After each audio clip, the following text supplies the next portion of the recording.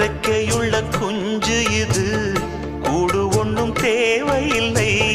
புத்தியுள்ள பிள்ளை இது, கெட்டு நிக்க போவதில்லை. தாயொருத்தி இருந்தா ஒரு தந்தை உண்டு கேளம்மா. தந்தை ஒண்ணு இருந்தா பெத்த பாட்டி இன்றி போகுமா? தெருவோரம் கிடந்தும் அனாதை இல்லை.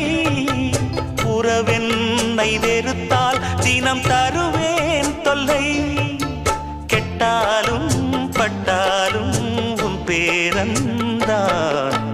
என்னடி ஞான பெண்ணே, உண்மை சொல்லடி ஞான பெண்ணே.